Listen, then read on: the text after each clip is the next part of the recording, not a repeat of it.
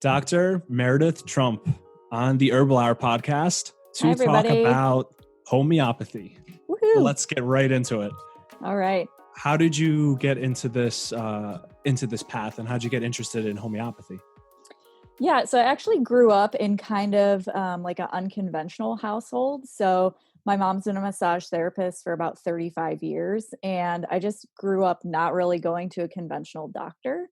So I saw a lot of like Chinese medicine practitioners, chiropractors, homeopaths, just kind of like everyone except the MD. So I felt like that was kind of where I came from in terms of going to school. And then throughout school at NUNM, I kind of just realized that I've always had this split between the art and the medicine. So I've always been like science brained, but also artistic. Before coming to school, I actually worked as a photographer. So I felt like homeopathy is the blend of both. It has this, basis in science, but there is a large art part to the medicine. So I feel like it really resonated with me because it allows me to use both sides of my brain. And I love the art side of just naturopathic medicine in general. So all of the tools that we use that are kind of more on that spectrum, I've tended to resonate towards. Mm-hmm. So what is homeopathy for people who might have, heard it, or they see the homeopathic supplements in their health food store? What is Right. it actually? Is it a philosophy? Is it a form of medication? I mean, I think it has a lot of different definitions. I have trained under a lot of different styles of homeopathy. So I've definitely created kind of my own philosophy that I follow. But really, it's using um, dilute substances. So it could be plants, minerals, animals, metals to help your body achieve homeostasis. And sometimes those substances are so dilute that it's just the fingerprint of the substance or the energetic of the substance. But it's really about using the substance that matches with that person, how they're presenting, what their symptoms are, to bring about a state of balance. So oftentimes you'll hear that theory of like cures like, Mm-hmm. and you're looking for a substance that when you take that actual substance, you will often experience these symptoms, and those symptoms actually match the symptoms that the patient is experiencing. So you sometimes it's hard to wrap your brain around because it's a little bit of a different way of thinking than our conventional minds. But it's just about bringing a state of harmony to the body and allowing your body to heal from within. Mm. What are some other key ideas to understanding homeopathy? So there's the idea of like treats like, which it gets its name from. Right. But what are some other key things to understand in using homeopathics for yourself or for other people? I think that homeopathy can be used for a variety of reasons. So sometimes you'll hear the theory or phrase constitutional homeopathy. And that's one way you can use homeopathy in terms of treating who is this person as a person. So, what is kind of their core personality, their traits, their preferences, and just supporting their overall being with who they are, using different medicines to just improve their overall person. You also can use homeopathy for acute situations. So if you get a bee sting, you can use it. But I think there's just a lot of different applications for homeopathy, and it depends kind of where is that person in their journey of healing. And then also, how do you kind of work as a physician or, an at-home doctor? Maybe you have kids and you want to use homeopathy, but just kind of how are you going to use the tool? There's a lot of different ways that you can apply homeopathy. Mm-hmm. You bring up the point of constitutional homeopathy or constitutional prescribing. Mhm. What are your views on um, what that is, how that's applied versus more keynote usage of homeopathy, where you kind of look at, oh, they have this constellation of symptoms, so this homeopathic is indicated. Whereas my understanding of constitutional is it doesn't look that much at the direct symptoms that are happening now, but more like the pattern of the person's life and their general constitutional health. Right.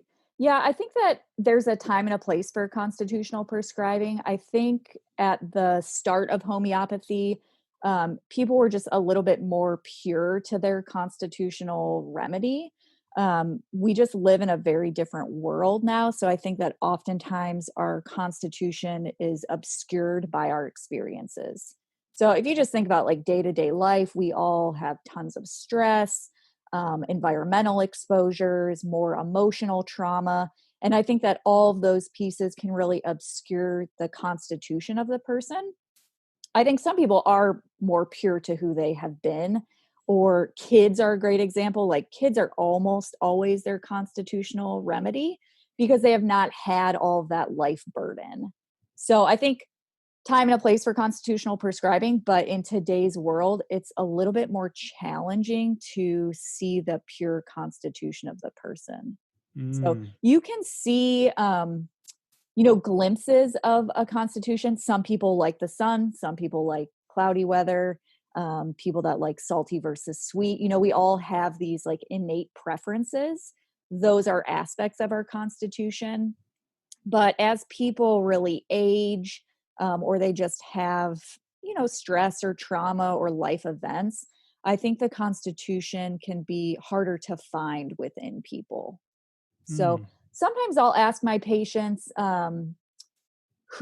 what were they like as a child? And that will often give you a little bit more insight into their constitutional remedy. So I really think of homeopathy as an onion, where the constitution is the inside of the onion, but we have all of these additional layers to who we are. So as you use homeopathy, you can peel back those layers and find kind of that center constitution of a Mm. person. That's a key way that I think a lot of the more holistic methods of medicine differs from the more conventional model is that idea of treating that person in front of you, not the disease that they happen to have this day. And it always fascinates me that people have certain kind of weaknesses in terms of how they usually get sick, and it Mhm. manifests differently. So you get 10 people together, they're all stressed out, but one person gets skin breakouts, the other just gets upper respiratory infections, sore throats, the Right. other gets depressed, and so on and so forth. So the same kind of stress gets put on them, but they all respond with their own unique disease process, I guess. Right.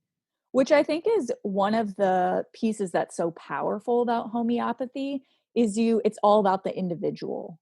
So there are different medicines that have like more affinity for the lungs. So if you're the person that always gets the chest cold, then you're kind of looking at a different set of medicines that might fit this person.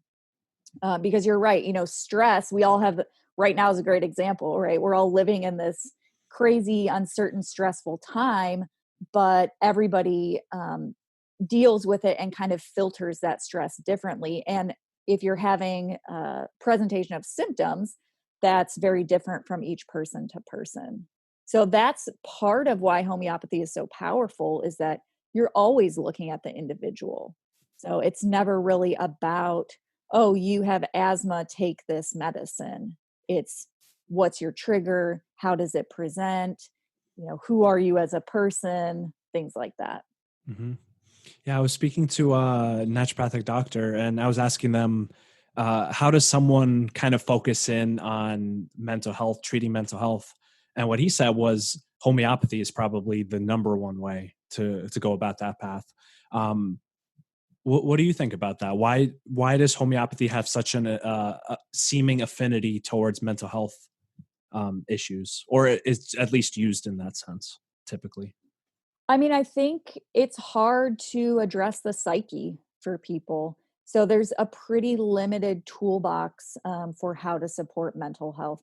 I actually do a lot of mental health management in practice. And I probably 75% of the time also use homeopathy, but you're pretty limited. It's like counseling of some sort, right? CBT or DBT, whatever style of counseling. And from a conventional perspective, antidepressants or anxiolytics. So, that's pretty limiting. Even from a naturopathic perspective, we often treat mental health from a band aid point of view. So it's like you have anxiety, we'll give you something to calm you down.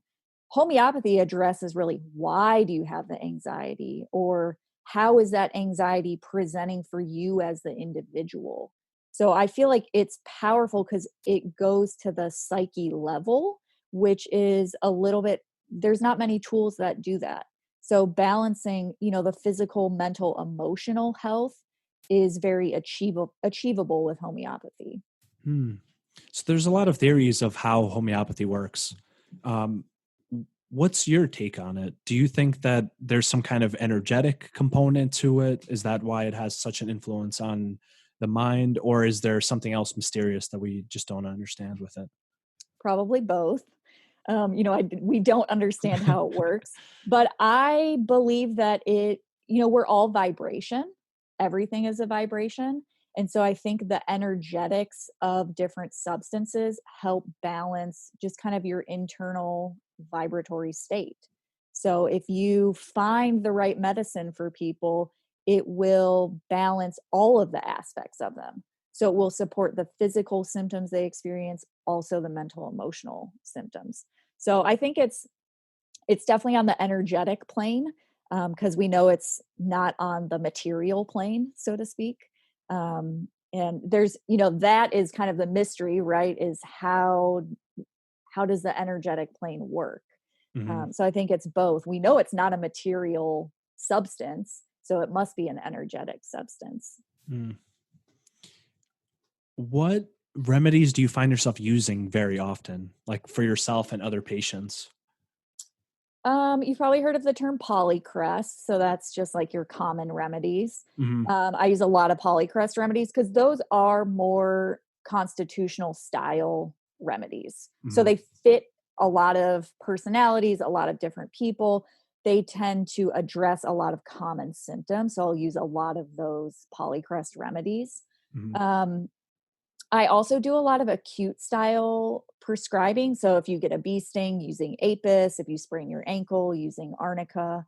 Um, so yeah, I feel like Polycrest for the most part. But whenever I have a patient that I'm just struggling with, or I'm not seeing anything shift in them, I feel like you have to go a little bit deeper, look at some of those remedies that are not as commonly used, and just see kind of, is there something you're missing about the case that would bring a different remedy to the surface for you?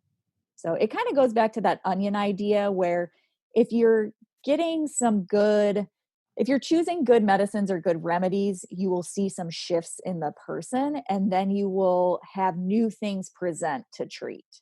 So over time, you should be kind of changing up your remedies, seeing positive changes in all aspects of the person, and then you can kind of go from there. Where do you prescribe? Yeah, that makes sense. I mean, as we go through life, we certainly change a lot. And sometimes I wonder if constitutions can also change due to um, lifestyle factors or maybe even like a big mentality shift. Hmm.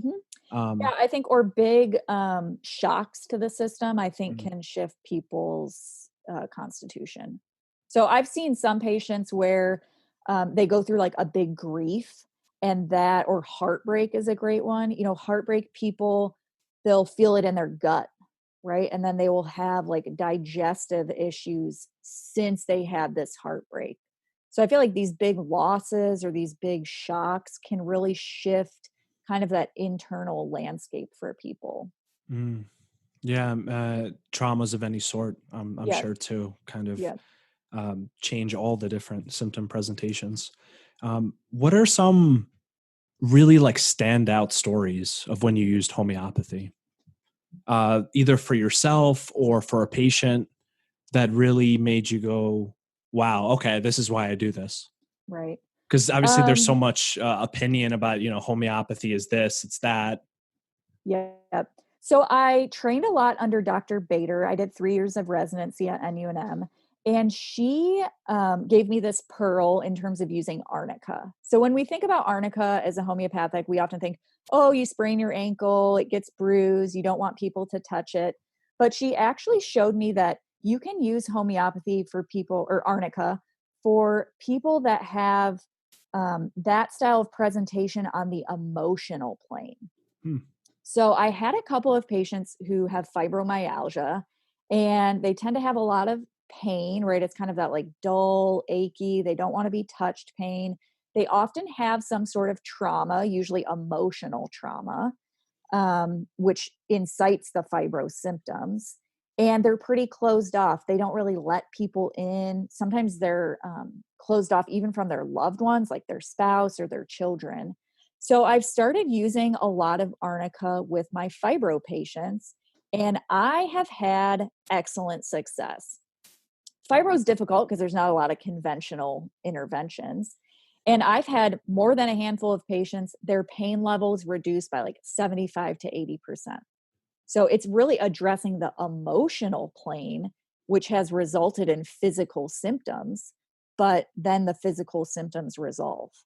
So that's probably that's a huge success I've had in terms of treating the mental emotional that is actually manifesting as physical. Hmm. I've also used a lot of homeopathy in children, which is interesting because children don't know about placebo, right? That's not actually a concept to them, and had significant results. Mm.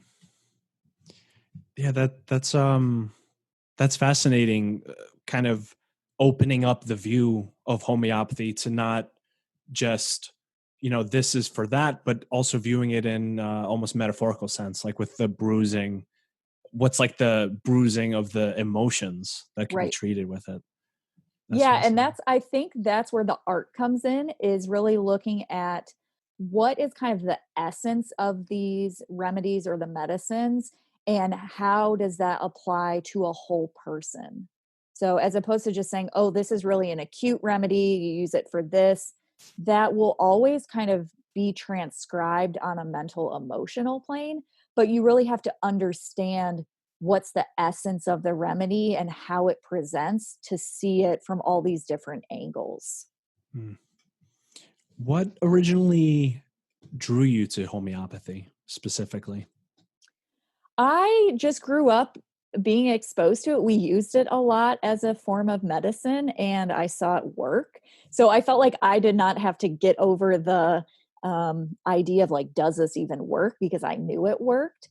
And again, I just love the art aspect of homeopathy. I love just kind of diving in and really understanding the different remedies and kind of where they come from and how they present in all of these different ways for different people. So Mm. I find it to be a fascinating tool that we have. And it's so powerful. It's also very inexpensive. So it's accessible to a lot of people. It's easy to take. Like my kids love it. So that's an easy thing. And it's just, again, it's such a powerful tool that I'm always like, why would you not use homeopathy if, it's available? Mhm. What kind of dosing do you like to do? There's so much Yeah, a lot of debate about that. controversy. Yeah, a lot of controversy about how you dose it.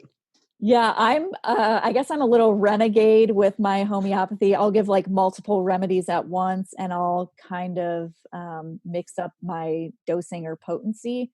So I do follow the idea that those higher potencies, like 200C, those really address more of that mental emotional plane, whereas those low potencies, 6C, 9C, that's more the physical plane. So I'd say that's probably the one rule I follow. I think 30C is kind of the transition where it can address both physical but also mental emotional. And then I always take into account the vitality of a person. So again, kids, they're super vital. They heal so quickly, they just bounce back really quickly. They tend to be able to tolerate those higher potencies. If you have an adult, maybe they're an older adult, or they've had a lot of trauma and they're just kind of that weak constitution, I tend to be a little bit more cautious. I might start at maybe a 12C and repeat it, and then kind of bump up if the person tolerates it. Mm. So I'm a little, I don't really follow one doctrine with how to prescribe. It's a lot of different aspects that come in. It's kind of like, how are you evaluating where your patient's at? Hmm. So do you use homeopathics along with pharmaceuticals and other treatments, or do you like to kind of separate them off when you use homeopathics? I use it with everything. So even if I'm prescribing like an SSRI for depression, I'll probably also give a remedy to somebody. I feel like it's rare that people want just one thing. Um, so I usually give a pretty well-rounded treatment plan, but again, probably 75 to 80% of the time I'm giving either homeopathy, UNDAs, which is drainage, or herbs. So some energetic medicine on top of what else I'm doing. Mm. I So, think that homeopathy makes everything else work better. So even if you're giving, a drug, it will help the drug be beneficial, or you're giving a supplement, it will provide benefit to the supplement. how do you choose which homeopathic to give? That's another Yeah, widely that's debated question. right. I That's like the hardest step, right? Is how do you figure out what to even give? Like, what are your remedy choices? Mm, I have studied a lot. I joke that I used to go to bed reading Materia Medica. So I would like read a couple of remedies in Morrison's desktop guide before bed. It's just kind of like easy, fun reading. So I felt like I've put a lot of time to actually understand the different remedies, because that you need to have some basic understanding to even know what options you might have for a person. mhm. Um, and then I also really listen to my intuition. So sometimes I'll be in a room with a patient and I'll be like, they sound like Nat Muir. And then when I step out, I will read about Nat Muir and see, does this seem like a good fit, or are there parts of it that fit, but other parts don't? So it's kind of a balance of that science piece, right? Like essentially memorization or just like knowledge, with the art of listening to whatever input you're receiving, and kind of following where that takes you. Mm. Do you think of homeopathy in terms of the other kind of foundational ideas when it was originated, like the idea of like miasms or different like animal, insect, snake remedies, Mhm. those kind of ways of thinking? Do you use those kind of frameworks in choosing? Sometimes I've moved a little bit more into looking at miasms more from a state of like, where's the person's overall health? So again, I'll talk about kids. Kids, they tend to get sick and then bounce back. So that is a healthier miasm. Most kids are usually pretty healthy. And again, they'll get sick and then they'll spike this huge fever and then they're totally fine. The other end of the spectrum with miasms are people that are just like chronically ill. They almost never have a state of health. It's just kind of like you look at their diagnosis list and it's huge. It's just like all these really complex diseases. So I've been kind of incorporating miasms from that standpoint, just looking at where is this person's health on the spectrum of, ability to recover. Because as pathology deepens, you're moving into a deeper miasmatic state. And there's some different remedies that would be considered in those different states. Mm. What's your understanding of miasms in general? Like what are they? It's kind of, I think of it as so generational. So oftentimes miasms are kind of passed down. So if you look at, grandparents, parents, like what is that family history look like? That can definitely tell you some of the miasmatic characteristics. And then again, I think of miasms as the ability to return to health. So if you have a healthy miasm, you bounce back. If you have more of like a pathological miasm, you tend to just never really return to your baseline of health. But I think that people, through the generational aspects of miasms, you can be born into like a deeper miasmatic state. So you might be born as that kid that has like recurrent ear infections, tons of allergies, tons of asthma, just like never a super healthy kid. That's a very different miasm than the kid that has never had an ear infection, gets a cold once a year and bounces back in 2 days. Mm. So I think there's homeopathy, there's like all of these different factors that you take into account. Miasms, I feel like it's like a deeper level than the constitution of a person, if that makes Mm. sense. Kind of like a disease pattern or like a health pattern that exists. Can they be like Exactly. transmitted between people or? I don't know if transmitted between people, but I think passed down through the Mm, generations. So I think of a good example would be if a mother experiences a lot of trauma in utero, that child may be born in a different miasmatic state, mm, which scientifically we know is true, right? Trauma interferes with epigenetics or changes your epigenetics. So we actually know through science you can have genetic changes from traumatic events. And we actually know the grandmother, right, can change the epigenetics of the grandchild. So I think that we can apply those same ideas to that miasmatic state of a person. mm. So we were mentioning in the uh, preparation for this conversation, uh, low dose herbalism versus homeopathy. What's your view on the difference? Because that's something that always that's where my mind goes to, because I'm more of a herbalist focus, Mm. and I kind of think of homeopathy even as like low dose herbs, and I wonder why use a homeopathic versus just the herb that the homeopathic is derived from, right? Because a lot of homeopathics are derived from herbs. I think you can use either. I think you follow the same philosophy, right? It's this low dose energetic influence. So if you think about taking 5 drops of herbs and how that's diluted in your total body system, that's a homeopathic dilution. So if you were to try to detect material, you're not going to find it. So I think it's just a different tool that you're using for the same outcome. So I love using low dose herbs. I feel like that's, especially if you're formulating really for the individual, you can create this like multifaceted, patient specific herbal formula that you can deliver in a homeopathic mechanism. Mm, So little bit of a different philosophy, but I think it's if you're looking at dilution and homeopathic tool, low dose herbs, it's almost interchangeable to me. So mm, I'm a little bit of a renegade with homeopathy, but I love using either the actual homeopathic remedies or low dose herbs that I'm formulating for a person. mm, So I don't think you need to take quantity of something to influence the body. You need to send a message. So it's sending a message with a different form of delivery. mm.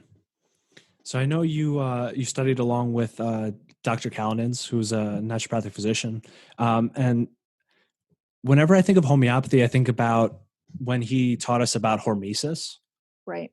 or this idea that a substance at different doses will actually have different effects, and how that's been demonstrated through a good amount of research Yep. on pharmaceuticals, even where you give a small dose of it, it does this. Give a really high dose, it does something completely different. Right. Yeah. I mean, low dose naltrexone would be a great pharmaceutical to think about. So giving in those micro doses, different mechanism. Mm, Yeah, so homeopathy, you're essentially kind of, I always think you're at the zero and on the other end of the spectrum that we don't really study. So it's again that energetic plane where it's not a material effect, it's an energetic effect. And unfortunately, we just don't really study that other end of the spectrum in science. So mm, I think we'll get there because I think, people are waking up that there are other options and people are getting a little bit tired of the conventional model. So I think that there will be some focus on kind of this other aspect of medicine. mm. What are some other modalities that you really like to use in your practice that you find yourself going to often? I use a lot of biotherapeutic drainage or UNDAs, and that also is very similar to homeopathic style prescribing. They're all very dilute. Some are within substance, so there is detectable, but some are undetectable essentially, so more that energetic plane. With biotherapeutic drainage, you're really addressing different organs of elimination. and just supporting the overall body's function, essentially on a cellular level. So I love actually pairing homeopathic remedies with drainage because I think that the drainage helps the remedies to work better. Mm. Yeah, that makes sense. So I've seen some of the undas, and as you said, they're not that dilute. They're what, like 5C, 6C sometimes. Usually X, X. 12X, 6X, yeah. So So they're usually within there is some substance. mhm. So what resource do you use for figuring out which unda to give? Because that's in clinic, that's one area that I've had some trouble with, where it's like, oh, an unda might be nice here, but how do we find out, what to give? So Soroyal, who is the distributor of Undas, they actually have a good resource which lists out all the different numbers of the Undas, but also what they contain. And as a beginner, that's really what I started with because I came from this Western herbalism perspective from our academic curriculum. But I could use that knowledge and say, oh, this Unda has valerian in it. And I know valerian to do X, Y, and Z, which is also what this number is going to do. Mm, So I used kind of this reference tool to transition my Western knowledge into how to use drainage. But I've also done like Dr. Tom usually does a great webinar. I'm a resource junkie, so I just find all these resources and kind of compile them and figure out how to use them. But if I mm, had one resource guide, it would definitely be the Soroyal.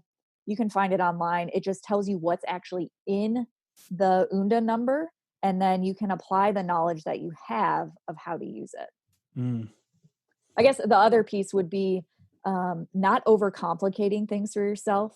So picking one system to address and formulating around that.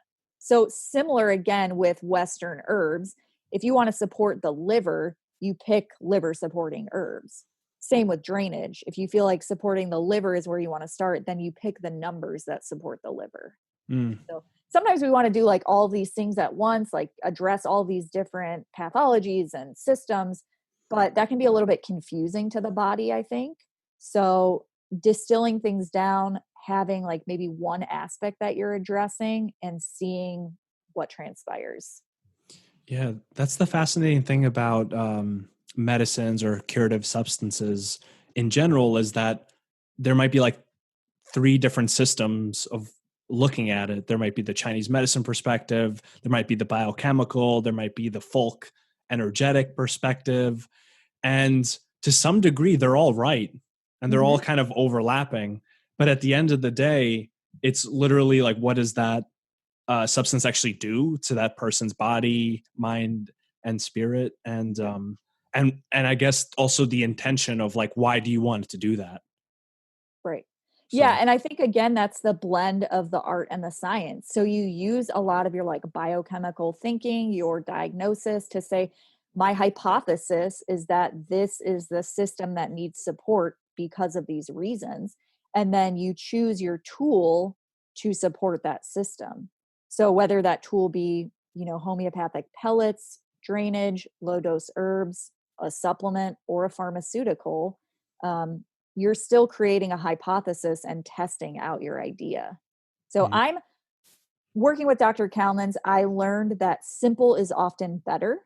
So it is fine to have one idea and pursue that idea and see what happens.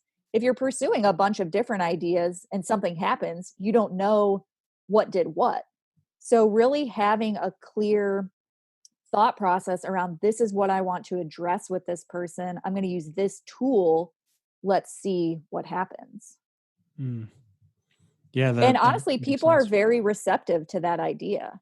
I do a lot of education with my patients, and I tend to explain a lot of essentially what's going on in my brain. So this is what I'm thinking, and this is why I'm recommending what I'm recommending. They have a better understanding. And then you create that team where it's like, you need to, have some, be looking within to see what's shifting internally and then reporting back to me. So I'm very I'm an open communicator with my patients, so they have an understanding of what philosophy I'm using. Mm. It's interesting too, like how many different ways you can view disease. Like you can view it as, oh, it's just these symptoms that are happening, and it's this structural thing that's happening that you can see, on the lab test or on the imaging. Or you can view it as these are manifestations of some underlying thing, maybe a organ dysfunction of some uh, certain type. And that's another thing that really inspired me from Dr. Callanan's way of viewing things, which was even for something like depression or anxiety, there can be like an organ rootedness to it. Like, Mm-hmm. is it depression that's caused by dysfunctional liver or a dysfunctional heart? And not even dysfunctional purely in the anatomic physiological sense. Like they'll go get the EKG Yeah, and they're totally fine. and they're fine. But like from the holistic perspective of the heart, as the seat of emotions and the seat of the mind, soul in some ways. Right. Which I think is, that's one of our most powerful abilities as naturopathic physicians is we should always be asking why. Why does this person have anxiety? They have Mm-hmm. anxiety because they had heartbreak, then you really should address the heart and that emotional component. Do they have anxiety because their nervous system is just completely imbalanced because they're, under a ton of stress and all these things. So it's all about the why and then looking at where is that reflected internally. Honestly, it's more functional dysfunction, if that makes sense, as opposed to pathological dysfunction. Mm-hmm. So that's, I mean, the amount of tools we possess as naturopathic physicians or, Chinese medicine practitioners or things like that, we really can take this different approach to patients and look, where is the real root of the imbalance? And that's what you address. Mm-hmm. So sometimes you use a band-aid right in the interim, but you should always be trying to get to the deepest part of the Mm. imbalance. That's amazing about searching for that root, because it usually brings you into very mysterious waters, Hmm.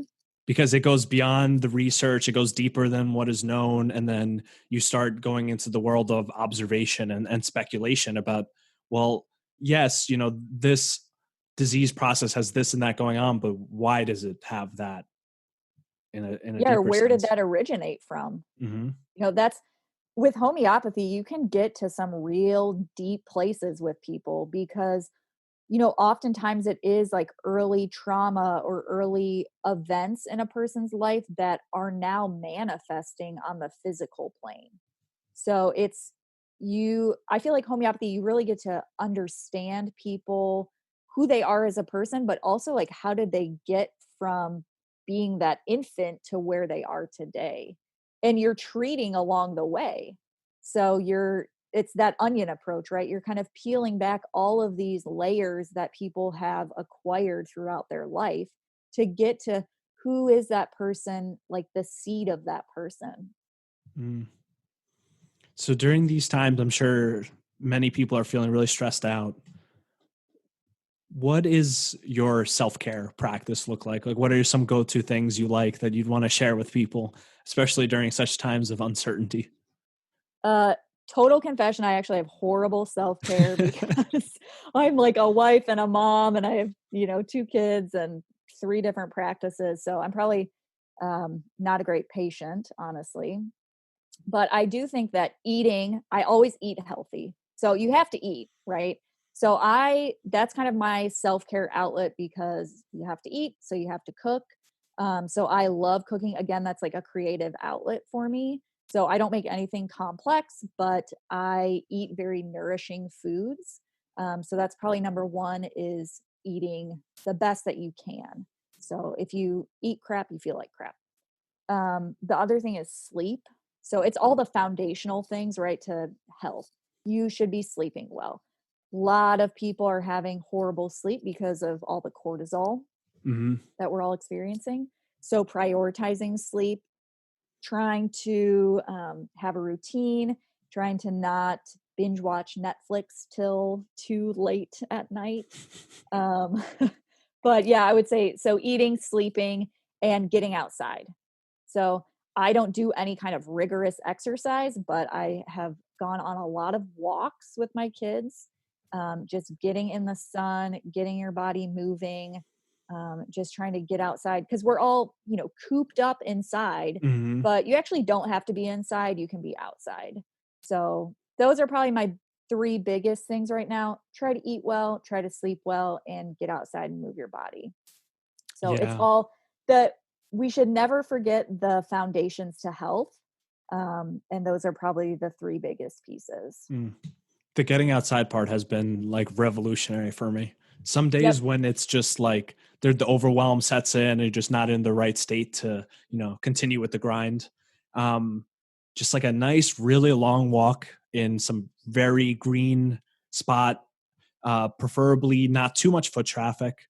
Um, and then not do anything other than just like breathe and just like look at things. And every time like a thought comes in your mind, just like focus back on and kind of, because I think a lot of this stress comes from that constant thinking and thinking and Hmm. thinking and thinking. And it's good that our nervous system does that for us because that's how we survive this long. Right. But when you're in this state where there's invisible threats all around you, like financial and like virus, etc., uh, our nervous system is like not made to be able to handle that much uncertainty and threat, and you can't even see it and you can't even attack it. You can't run from Right. it really. So And it's changing every day. I mean, I think that's very hard is like this is new territory for everyone. So it's like every day we're learning new things and we have to be constantly adapting to, yeah, this invisible threat. So I think I agree. Getting out in nature and trying to like not listen to a podcast while you're doing it mhm, or but really just getting mhm. outside, breathing fresh air, kind of that's been my reset, is just prioritizing getting outside and then again, eating well, sleeping well.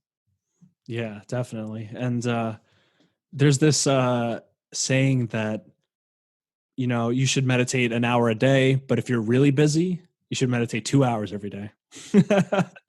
And I think that applies here, where it's like, oh, you don't have any time to do anything. Like you need to make like extra time to take care of yourself because you're not going to make it otherwise. Yeah. Um, I mean, I feel like this has been interesting because we have experienced the same societal pressures, but we're expected to do everything in a completely different way.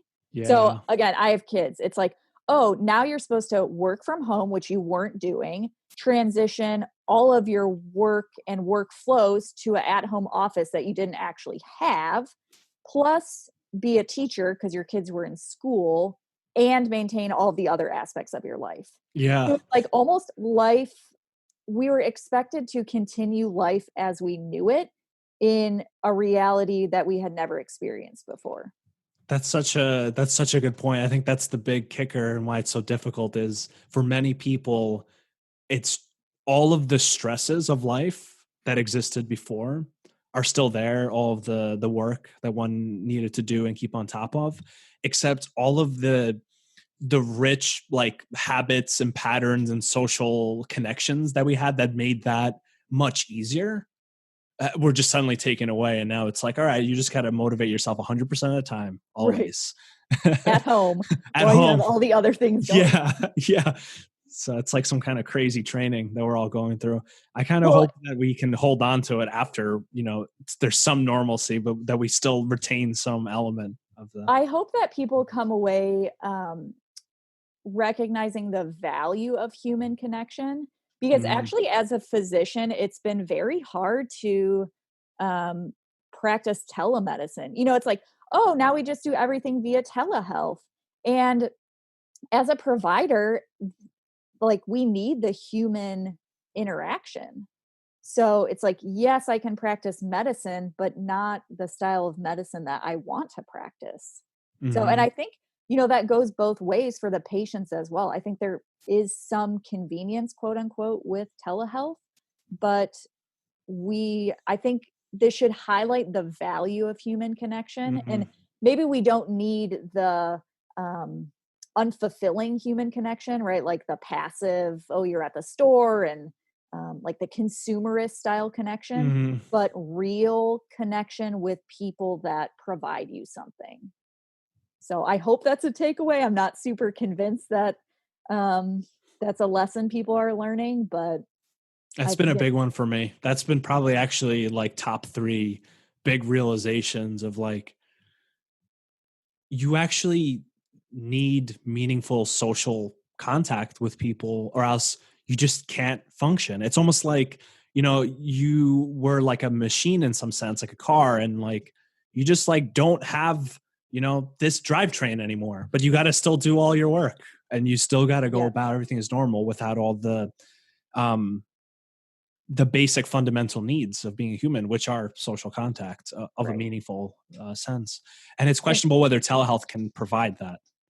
yeah, and I feel like even the virtual environment, it's like people said, "Oh, have a Zoom happy hour." And it's like Ugh. it doesn't replace a real That happy makes me hour. cringe. Like I actually want to see my friends in real life, That you just know? that just makes me want to drink alone. The Yeah, the right. mention of a Zoom happy hour. It sounds like work related.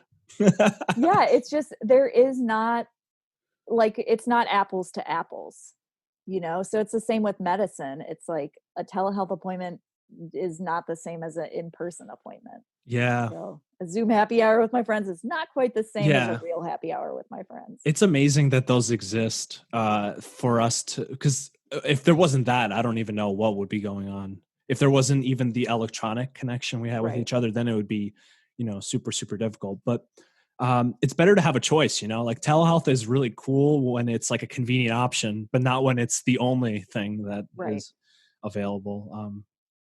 Especially when you want to, do physical exams and actually look at the person. And then there's all the subtle things that maybe you can only pick up from being in the room with that person that you can't even pick up just from their voice or just from looking at them. Yeah, I mean, I think if you like you when you walk into a room, you have an energetic experience, Hmm. right? Like you sense who that person is or kind of what that dynamic is. You can walk in a room and you can tell that someone's going to be really cheerful and kind of outgoing, or you can walk in a room and that person is very closed. You can feel that without communicating verbally, but you cannot feel that over the internet. Right. So, yeah, it's especially, and going back to homeopathy, you kind of need that human interaction to pick up on those subtleties, to sense who is this person as a person. And that is just not transcribed over the virtual world. Mm. Yeah.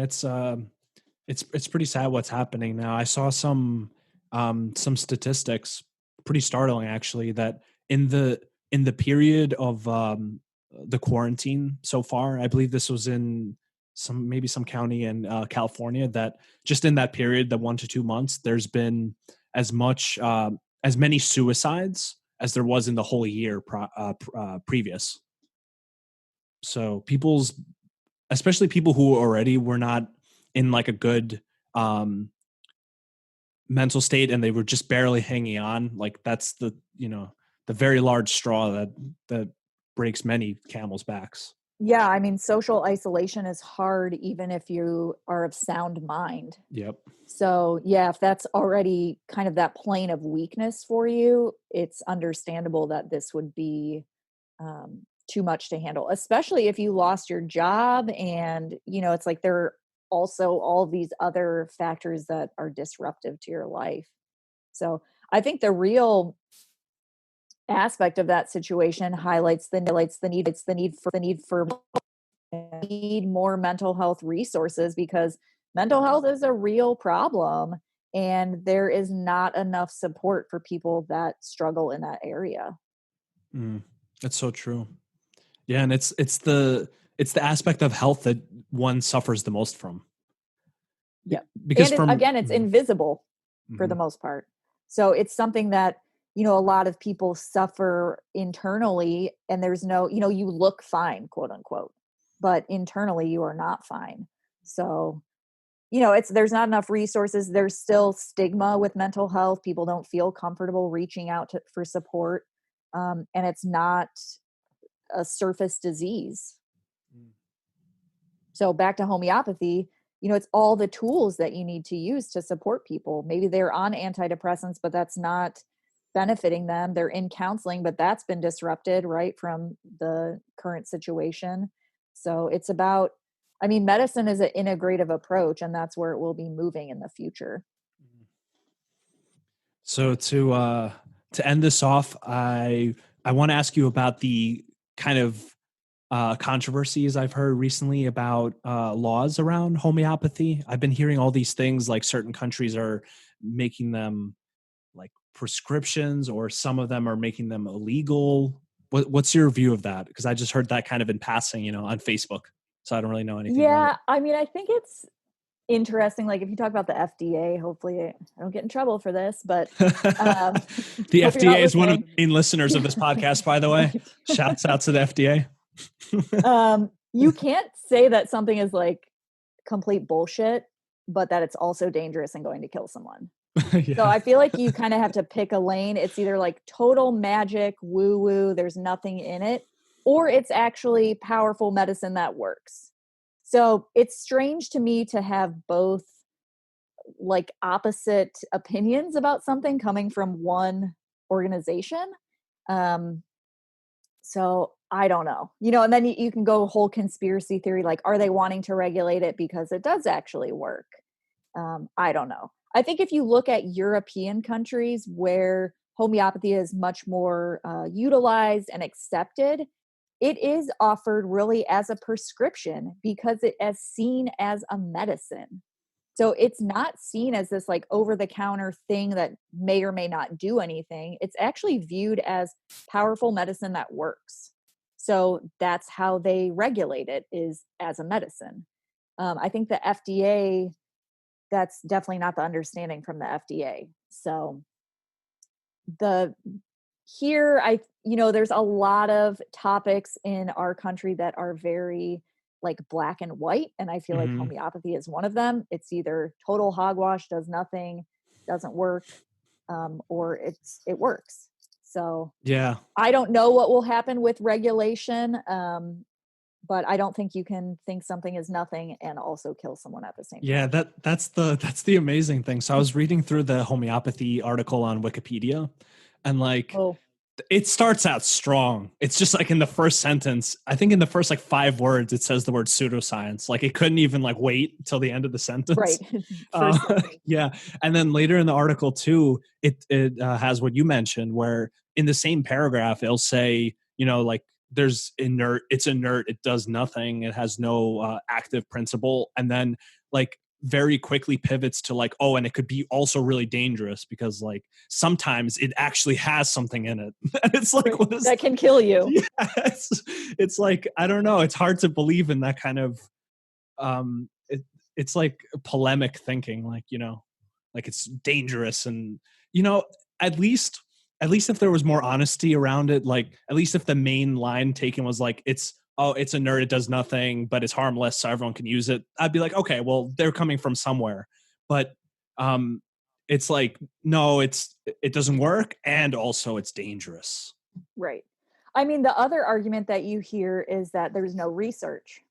But if you go on PubMed, there's a lot of research. So, it's like there is research in humans using arnica for rhinoplasty. So, you get a nose job, you take arnica, you have less bruising. Actual research. There's also a ton of research in animals, which I know by like conventional standards is not great research. But if you think that homeopathy is complete bunk and only works via placebo, animal studies are the best example because they don't know what placebo is.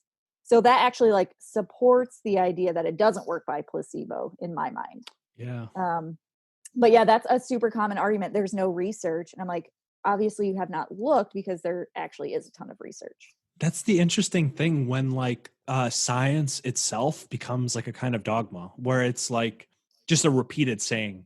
So someone will have heard from their colleague, oh, homeopathy has no research behind it, and they just kind of parrot that. But how many people, before they say something like that, they actually just take literally 3 seconds and look it up? Right. Google. And that's the case with like herbs at this Yeah. point, especially, where sometimes I hear people still say that herbs don't have any effect. And that's kind of hard to believe because there's really a lot of proven research of it having effect. Maybe not the one that everyone claims it has, but they do things. It's Right. obvious. Yeah, I mean, I feel like with herbs especially, we would not continue to use something for thousands of years if it did nothing. So to me, like there is that like traditional or folk Mhm. knowledge around herbs that sure the double blind placebo controlled trial doesn't show whatever, but in use we have seen it for generations. So I'm a balanced person where it's like time and a place for the, rigorous studies, but we should not completely discredit the generational knowledge that we have learned about things. Mm. It's a balance. It's like we do need more research to validate what we're doing, but we shouldn't discredit something just because there is no research. Mm. Yeah, and another issue too with some of the research is it makes a lot of assumptions about how reality is before it even goes to test the substance. So, like, um, classic example is the way that research will use, one herb for people with this or that condition. Let's say, you know, diabetes or something. But understanding medicine and healing, every of those people have a different cause probably to some degree of what actually really caused their diabetes, what hereditary factors, lifestyle, mentality, what they eat, etc. And like what we call diabetes is not a real thing. It's like an abstraction. It's a concept, and that concept of disharmony is measured by lab tests, and then that system goes together. So when you do a test that's testing these herbs, and it doesn't change within that paradigm of viewing that as that illness, that doesn't necessarily disprove that the traditional folk uses, which actually didn't even have an idea of diabetes existing, but we're giving it for like this or that symptom or this or that presentation of the body. So it's like if you approach it from a certain standpoint, if that's not how it's been used, if that's not how it was even originally intended to be used, then of course you're going to get negative results. Yeah, and I think that's a problem with homeopathy as well, is it's so individualized that to have a study where it's like you're treating all of these people that have been distilled down to this like one type of patient population with one single remedy, you might not get good results because you might not use that remedy for every single person. So it's I mean, that's the trouble with research in general is that you're kind of creating this artificial patient population to test something. You're eliminating as many variables as possible. But with a lot of traditional medicines, you actually need all of the variables to decide what treatment you would give because Mm. we're treating the individual. So I need to know all of these different aspects of who you are as a person to choose the best medicine for you. You can't distill people down and apply our modalities in the same way. Mm. It's such a good point. The research is really focused around kind of focused on the science aspect of it, but not the art aspect of it, which actually is not separatable from healing work because uh, being a physician or being a doctor is not really being a scientist. It's an applied science. You Right. use what you understand, but at the end of the day you have to try and experiment and see what works. And even, this substance might not be shown to work, but maybe if another practitioner uses it and they use it along with this and maybe in a different dose, and maybe they, pitched it differently to the patient, maybe then it'll work. So it's trying to remove like, one side of the whole coin and still have a coin. Right. Yeah, we any of the integrative professions or non-conventional professions, we're always looking at the whole person, right? The whole who you are, mental, emotional, physical, all of your complaints, and trying to solve that puzzle. Conventionally, I mean, not to discredit conventional medicine, but they really distill a person down to symptoms and then send them to specialists. So they're not integrating all of the information where that's kind of where we shine is we look at this whole person, try to figure out with everything that you're telling me, what is the root cause? And then what tools can I use to support you? Hmm. So time and a place for both styles, but we can't really translate what we do into a conventional research model or things like that. Mm-hmm. That's my favorite thing with patients. When you ask them a question that they have never heard before, they don't expect, because you're actually asking for something deeper. Like maybe they have this or that complaint, and you start asking them about their mood, and they wonder like, why are you asking about that? But then later it becomes clear, oh, this is like an underlying reason for this. So I Right. think that's always beautiful. Yeah, I mean, I just had a patient, this is like a classic patient. She initially saw me because she's not sleeping well. She just has a lot of like ruminating thoughts prior to bed. She can't really calm her mind, but she also has anxiety during the day. And then she also has a ton of digestive issues. And to me, I'm like, well, that's pretty easy to connect. We need to balance your nervous system, right? Calm your mind. You'll sleep better. You won't have anxiety throughout the day. You'll have better digestion. And her mind was blown. She was like, no one's ever connected all of these things. Everyone has just treated, somebody gave me Benadryl to sleep. Somebody put me on an antidepressant for the anxiety. And then somebody put me on, whatever, Imodium for the digestion. Mm. It's like, well, they're all it's just the same thing manifesting on different planes. And that's the danger of forgetting the art aspect of it, because that's very like, oh, well, the research study shows that if you have this symptom, this works for it. And it's like, yeah, it's true. It does work for that. But is the person any more healthy because, Right. they have less stomach acid now? Right.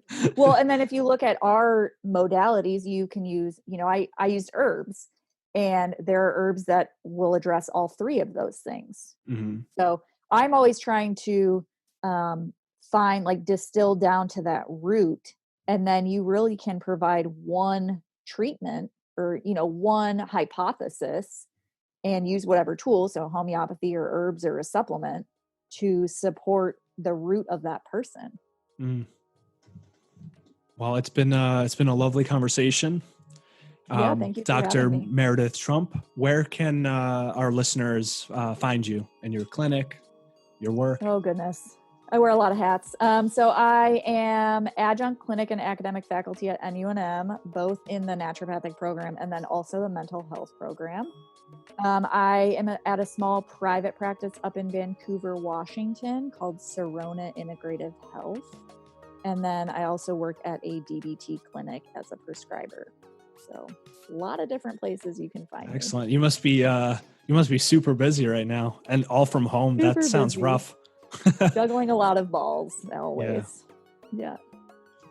All right. Well, thank you for having me. It's been great. Yeah, it's been a pleasure.